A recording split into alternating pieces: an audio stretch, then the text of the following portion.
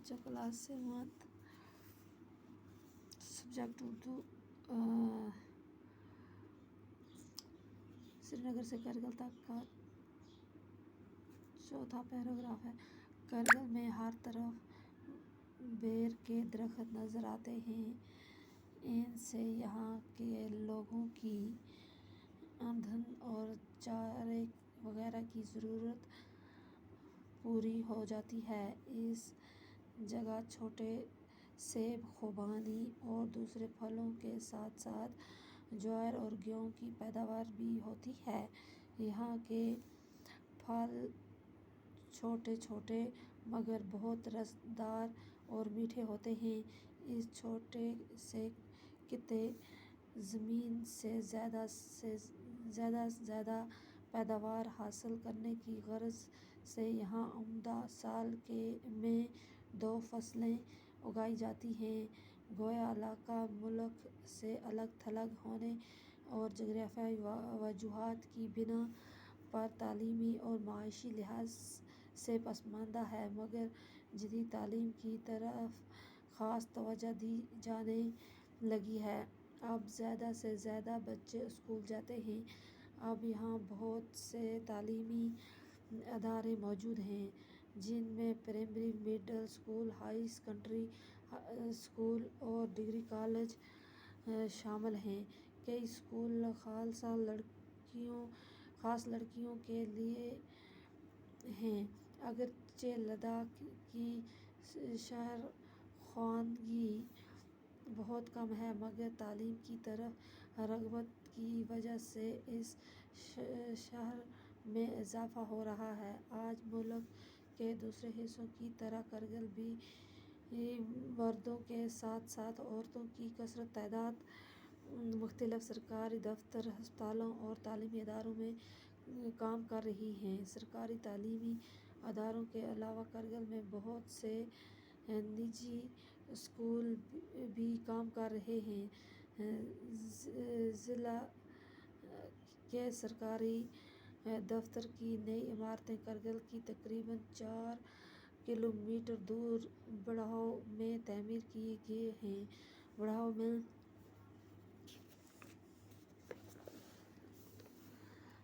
ایک خانقاہ ہے جو پورے لداخ میں مشہور ہے۔ اس خانقاہ کی زیارت کے لیے ہر فرقے سے تعلق رکھنے والے لوگ دور دور سے آتے ہیں اور عقیدت کے پھول چڑھاتے ہیں۔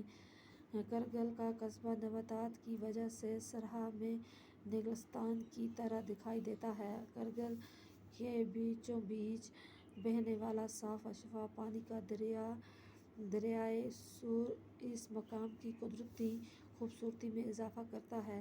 یہ دریا آس پاس بھورے ننگے پہاڑوں کے درمیان قدرت کا ایک شاہکار نظر آتا ہے۔ اس قصبے کے آس پاس بہت سے چھوٹے چھوٹے گاؤں آباد ہیں۔ ان دیہات میں رہنے والے لوگوں کو عام ضروریات کی چیزیں حاصل کرنے کے لیے کرگل ہی آنا پڑتا ہے۔ ملک اور بیرون ملک سے آنے والے سیاحوں کے لیے بھی یہ جگہ باعث کشش بن گئی ہے۔ کئی سرکاری دفاتر، فضائیہ اور ہوائی اڈے کی تعمیر اور دیگر وجوہات کی بنا پر کرگل کی اہمیت میں دن دگنا رات چوگنا اضافہ ہو رہا ہے۔ اناج کی فراہمی، سڑکوں کی تعمیر اور مقامی پیداوار میں اضافے نے یہاں کے لوگوں کی ان تکلیفوں کا کافی حد تک ازالہ کیا ہے، جن سے انہیں ماضی میں دوچار ہونا پڑتا تھا۔ کرگل میں مسلمان اور بودھ آباد ہیں۔ ان کا لباس اور رہن سہن ایک جیسا ہے۔ یہاں کے لوگ بت پرستی اور بدلتی بولتے ہیں۔ البتہ اکثر لوگوں کی زبان بدلتی ہے۔ کچھ لوگ دوری یا چینی بھی بولتے ہیں۔ یہاں بدھ وہار، خانقاہ ہیں، گنبد، مسجد اور امام باڑے پہلو نظر آتے ہیں۔ اور سب لوگ ان کا برابر احترام کرتے ہیں۔ یہاں کا مخصوص لباس لمبا چوغا ہے جسے گونچا کہا جاتا ہے۔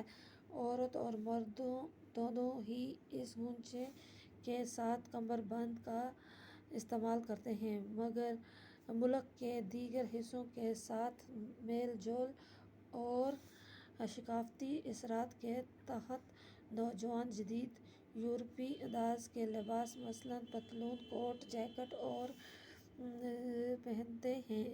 جینز پہنتے ہیں، لیکن پھر بھی لوگ مذہبی، تہذیبی اور ثقافتی قدروں کا لحاظ رکھتے ہیں۔